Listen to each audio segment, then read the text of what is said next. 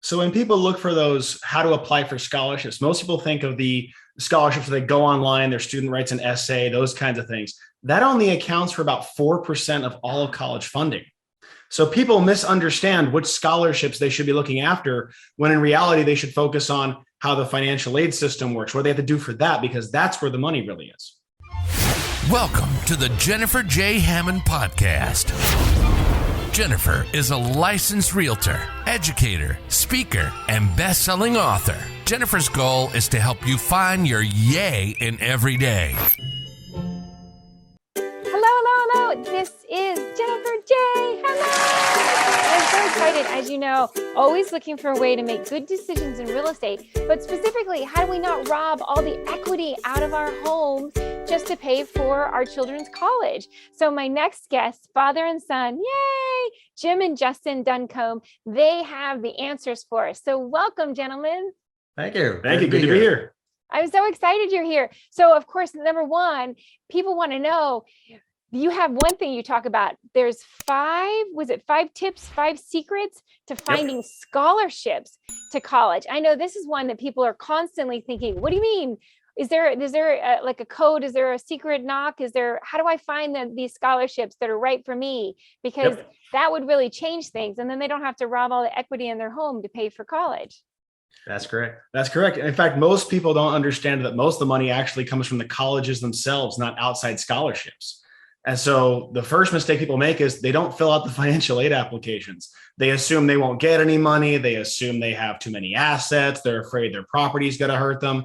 All these different concerns get in there, when in reality, if you make 10 grand, $100,000 and you're trying to send your kid to an Ivy League, like the list price is about 8 grand to you out of pocket at a $78,000 school. So it's way more affordable than people believe, but you have to understand how these applications work.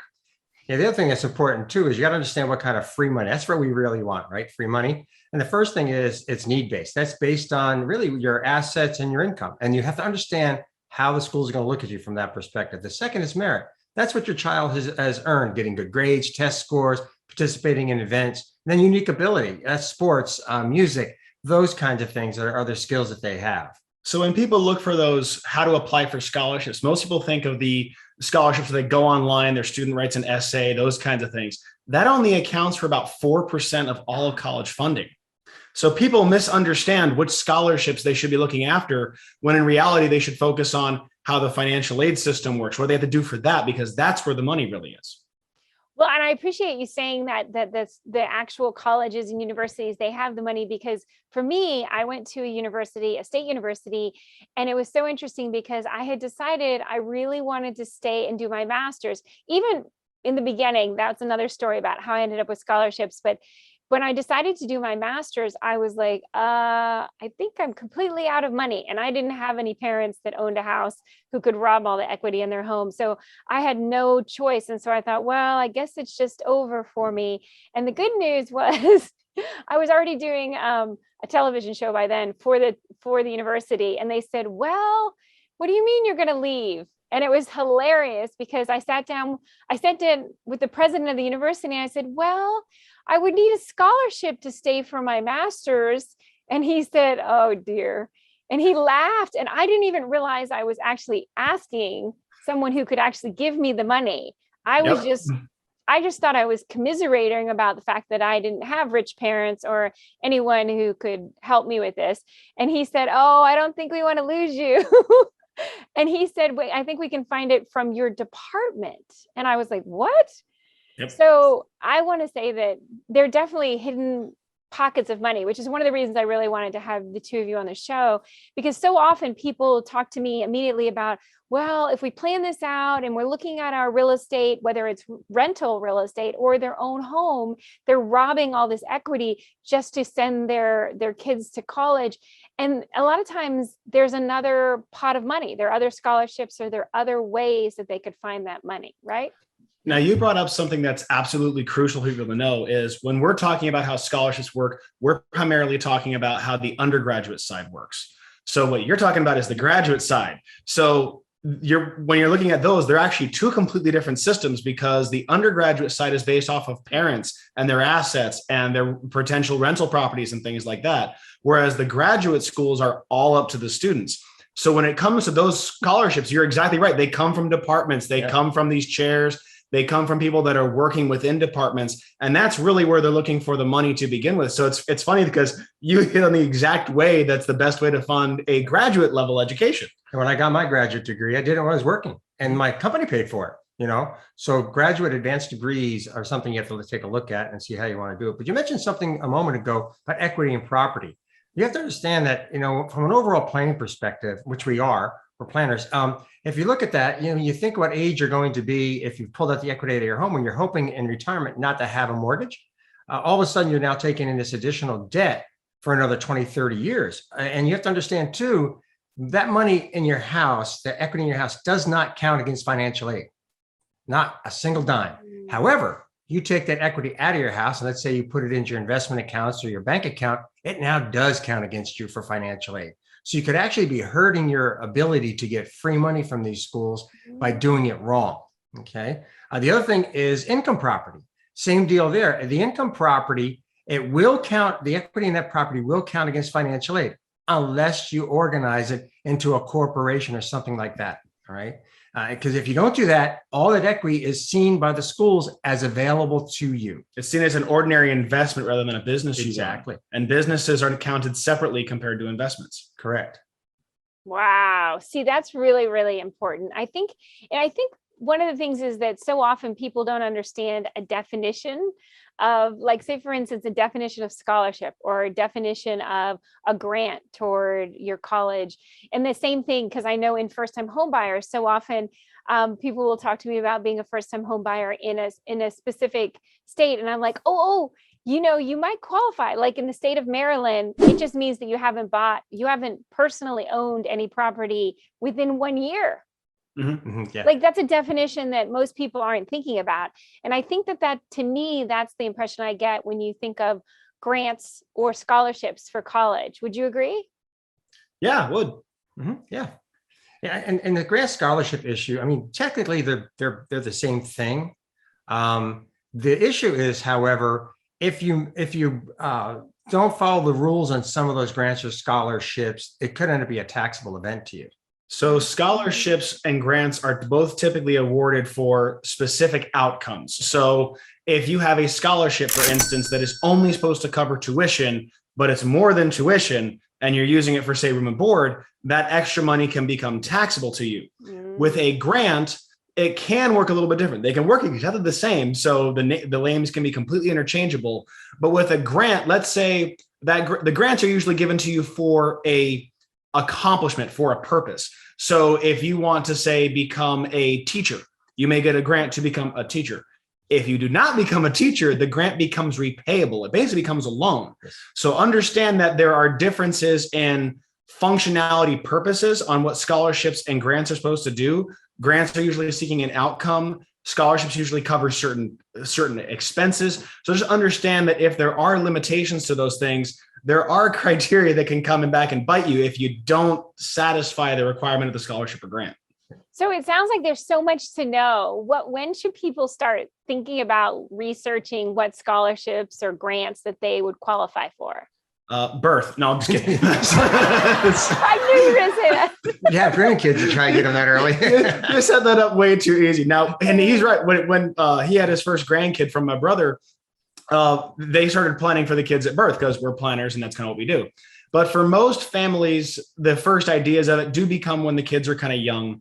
But you can really start to plan for it if your kids are in junior high or early high school, when you start having idea of what that kid is going to qualify for. By then you start knowing, are they in advanced placement classes or not? Are they achieving in those advanced placements? Heck, do they even want to go to college? Are the fields they want to go into good for college these days? Because if you look at a lot of robotics, programming, computer engineering, many of these focuses are actually starting to look away from college in some cases, because they're finding that, hey, your first 2 years of college are obsolete by the time you get here. So you're wasting those first 2 years. you might as well just get your certification in your first 2 years, or even while you're in high school, and come straight to work for us so we can get you while you know what's relevant. So in those situations, college may not even be right. So that's really let me interrupt you. So would it be like places like Amazon or Google? Are you talking about technology companies like that? Exactly. Yeah. Amazon, Google, Facebook, Microsoft, many of these technology development management companies are doing exactly that. In fact, we know a few people that work there, which is how we know this firsthand. Gaming companies are another big one. A lot of times they go after kids who are really sharp and they help them get their certification. So they find these kids, right? And the next thing you know, they're working, making high money, and they don't have a degree. So there are certain. I was just going to say, it's so important to follow what you love and not being worried about fitting in the box of, I think everybody having to go to college. I feel like way back when I went to college, it was just like, it was so expected that you weren't going to be successful. And I think that's so different now. If it's right for you, and if it's not, then it's a certificate, like you said, a certification. So what about that? Can you get scholarships for certifications? You can, depending on who is doing the certification. But oftentimes the certifications are not all that expensive. Mm-hmm. So keep in mind that a lot of these scholarship programs are designed to make the cost rather equivalent. So if you look at a family making $100,000, I gave that example before, at any number of over 100 private schools, a family making $100,000 pays about $8,000 to go to that school. If you're going to community college, when you factor in cost of a student living at home and the cost of tuition, you're actually a little bit more than that. And so if you look at a lot of these certifications, they're around that price to begin with. So you're dealing with a situation where the costs are kind of equivalent, but the flow of how you qualify for these things is still the same. The FAFSA, the free application for federal student aid, that still comes into play. Any of the school-specific financial aid requests they make, those still come into play. So if there are any scholarships, for instance, if you're a disadvantaged person, if you need help going for this particular reason, you can earn different merit and need-based scholarships from these organizations, even though it's just a certification. That's beautiful. I love that. I love that they can get the certification that they need, and the money's there. I think, again, as you joked with me about, finding out before your children are born or by your grandchildren, as soon as they're born, I think it's really important that you do the research on all the options so that you know what the options are, even though, and I do want you to answer this one, I'm assuming they change every year, right? Not really. No. So the change in 60 years now. The general system has been in place for over 60 years. What does change to a small degree is just how much you can have in things of assets and income levels. So that has been expanding as inflation has grown to account for different incomes, rising costs of schools, things like that. But it kind of is trying to make things the same relative to different families. And so what may change from one year to another, and what's changed over the past, say, 10, 15 years, is a family used to be able to keep about $50,000, if your family was, saying that the oldest parent was around early 50s. You used to keep around $50,000 in assets that didn't count against you. Now it's down to about 12. So things like that have slowly been changing. So over the course, and it started really about 10, 15 years ago, around 2008, 2009 is where you started really seeing a lot of compression in how much you could really save. But again, if you have things like retirement accounts, home equity, if you have things in businesses, those don't count anyway. So it's all about the rest of the stuff that's there that's really going to come into play. Beautiful. We had mentioned earlier about people are setting up and buying a lot of income property and turning them into REITs, real estate investment trusts. And you have to understand that if that REIT is non-liquid, in most cases, because there are always exceptions to the rules, right? Because each school is making some determination of whether or not they consider it or not. But most of them do not consider that, right? So if I have something that says I buy all these properties, I create this real estate investment trust, but it's not accessible for, say, 5 years. Well, typically the school is going to say, well, you can't use that money for college because it's not there for you. All right. But on the other hand, if your REIT is coming due in that period of time, and you as the management decide to continue with every not considered, but you decide to cash it out, then you got a problem. Yep. Right? All that money is now going to count against financial aid. So you just got to understand how the system actually works. And if you do, that's where you do it. And you mentioned earlier too, when should people really look at this? You have to have your finances in order, things that are going to count, not count against financial aid, when you fill out the FAFSA, which comes out October 1st of your student's senior year in high school. So prior to that, you could do it. You could do it all the way up until, you file your taxes. We don't recommend that. Justin's got a great analogy about that. So I'll let him tell you an analogy about why you should apply early. So if you think about financial aid actually works like an African watering hole. It's kind of interesting. So you think of, everyone always watches the BBC or Discovery Channel, Planet Earth, and you see, okay, here come the monsoons and it fills up all the watering holes and you see all the animals come down, they get a drink. Well, it works the same way in financial aid because then they always show the drama piece. A few months later, it's hot, it's sweltering, it's a little tiny puddle. And, one little zebra's coming there and there's a lion ready there to eat them. That's kind of what it's like. So that resource fills up at the beginning of the financial aid season because these schools determine how much they're going to give out at the beginning of a year. And then as it all gets allocated, it shrivels up into a tiny puddle. So if you come too late and those resources are already given out, even if you qualify, you may not get them because you came to the party too late. That's right. So it's just something to be aware of. Now, that's not always the case because there are some schools that are just so wealthy that they can make certain exceptions, but don't rely on the exceptions to the rule. Just try to apply early. Yep. Apply or it's almost like that old joke, apply early and apply often. Yeah. Yep. Although there's early and too early because let's say you go in there at the end of September and you try and do your financial aid application. You just did the one for last year. So because October 1st is a new one of every year. It doesn't release until that date. You can't physically do it until after October 1st. You can't even prep it. So you can't go in there, put any information in there until that time. So early is literally right after it opens. Yeah. Wow.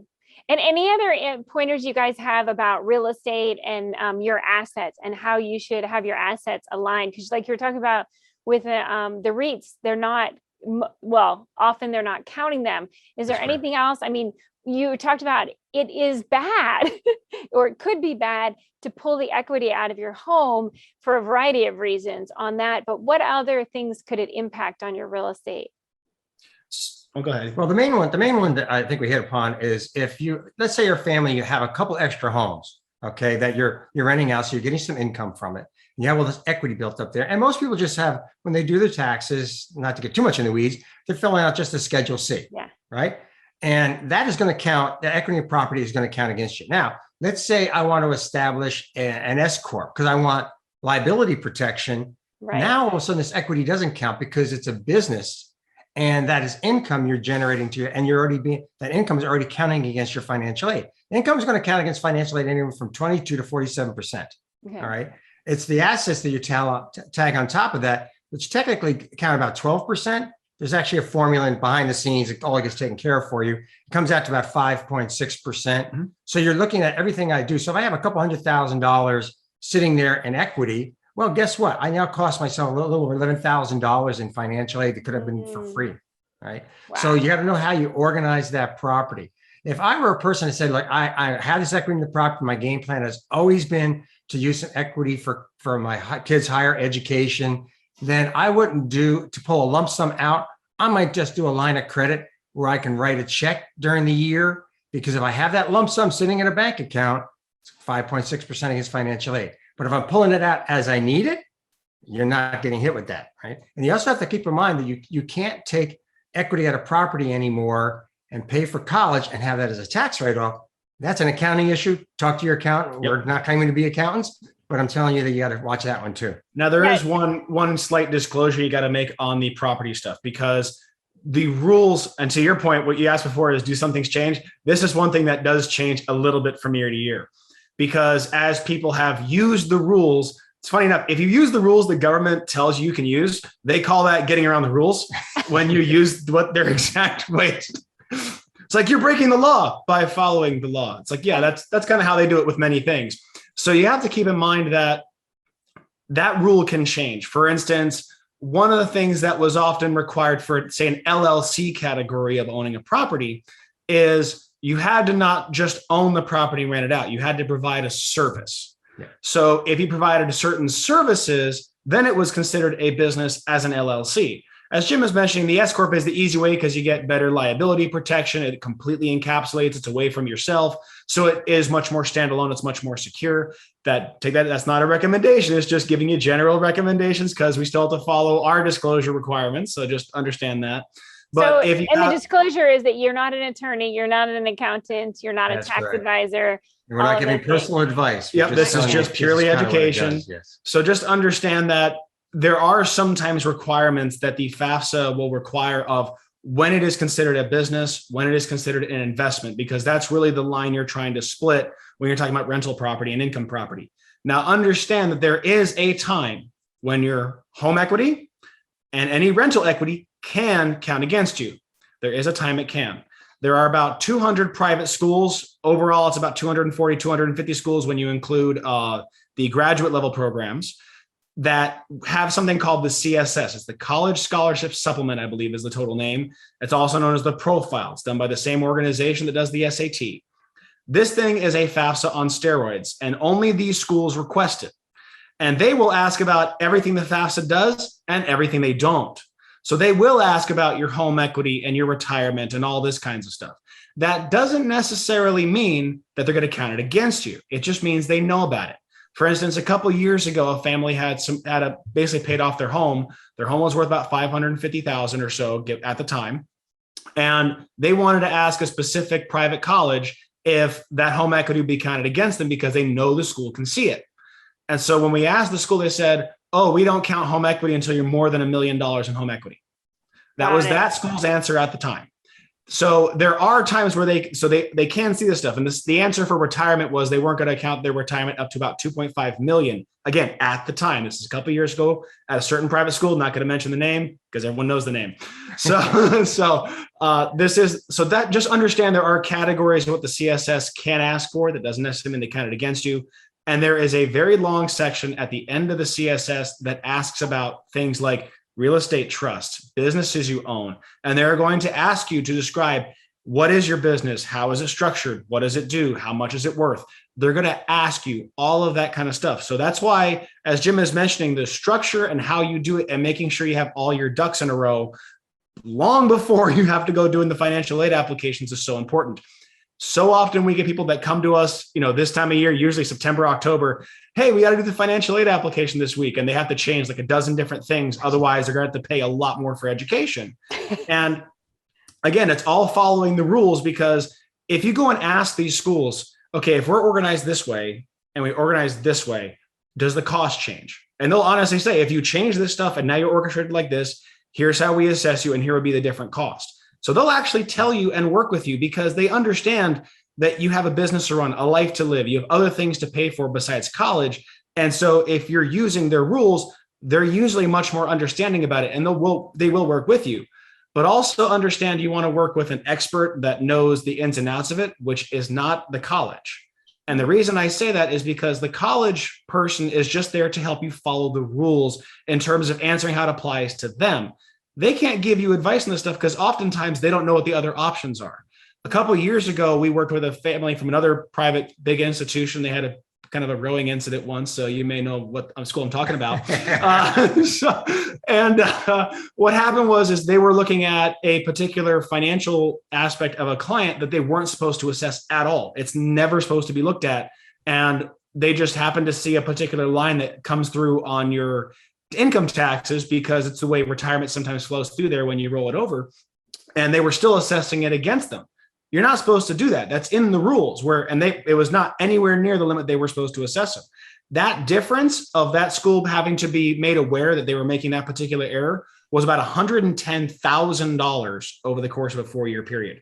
So understanding what they count, what they don't count, how is it flowing through is all very important. And it's not just when you do the application, because this came at the end of the year. After they were already accepted, after they were trying to pay for school, all of a sudden they get hit here, pay full cost. Well, we pointed it out and showed them where it was. We showed them when the IRS ruling on it, and they came back and gave them $26,000 per year. Yep. Free money. Wow. Okay. So it's just a matter of understanding what you do, because 529s count against financial aid.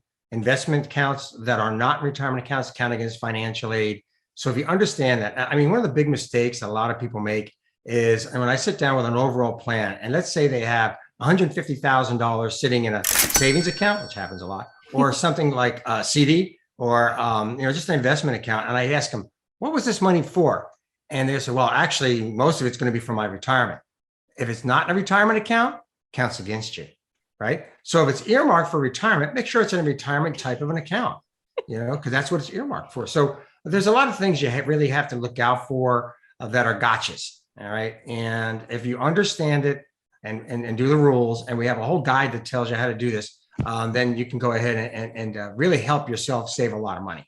Yeah. And that was going to be my next thing. So if someone wanted to ask for your help, I know you have a book, but will you tell about your book and how they can get in touch with you? So the book is called College Bound Strategies. You can see it over our shoulder there. You see right there. In fact, that's our website, collegeboundstrategies.com. I also have a Facebook page at facebook.com/collegeboundstrategies. You can find the book anywhere books are sold, Barnes & Noble, Amazon. You can go straight to the publisher, lulu.com. Anywhere else books are sold, you can find all that information up there. There's also one other thing that's on the website, because we go and do a presentation on our book at different high schools around the area, around about, at this point, about half the country now. Yeah, some of them. And every now and then we'll get schools that say, oh, we don't think this information is right for our demographic, especially if there's a lot of disadvantaged students in the area, which we think is shocking. Because you tell a disadvantaged family that all this money is available, it's like, okay, your college is basically free if you are a disadvantaged first person, especially when you get, because I gave examples of $100,000. Imagine what it is if you make, 40, 50, 30. It's pretty much free. College is already free. Yeah. And so some of these schools have actually not allowed us to talk. So we have a GoFundMe that raises money to, I can purchase the book in bulk and donate them directly to districts. So that way these are available for these students. So just understand there's a GoFundMe in that website, as well as the book and the Facebook page. The book itself really has 4 main components. Choose the right education for the student. It's all a matter of choosing the right education, whether it's college or not. The process is involved in applying and what schools are really looking for, and how this financial aid stuff works. And it is laid out in order, in guide form, to really help you navigate what you have to do and what it means to you as a family. And the last part at the end is all the resources you need. So whether you want to do it yourself, you want to be able to find somebody that can help you, there's a resource section in the back that will list out all the different resources you could need for whether it's school selection, affording financial aid, how all this stuff works, all the different job options in there. There's an entire resource section that has those there, guides on how to use them and where to find them. In-state tuition for out-of-state students on what they call the WUI, Western colleges that all participate in that program. So there's a lot of great stuff in it. And Justin took the information that we gathered over for me for 18 years, 19 years, and the presentation we're doing, and really put it into a guide. The feedback we get on the guide is it's very concise, very easy to read, and it hits the points that the vast majority of people are going to need for information. Well, I think it's wonderful. And I'm so excited. I would love to have you guys back on again to talk. And I'm just thrilled with all that you're doing to help, because I wish I had known you before I went to college. I was You hear that a lot. Yeah. I was so curious. I looked into some amazing scholarships, but asking questions, I think, is one of the keys. Just keep asking questions. But as you know, I love to end every one of my episodes with a yay. So will you lift your voices and say yay with me? Sure. Okay. Okay, 3, 2, 1. Yay!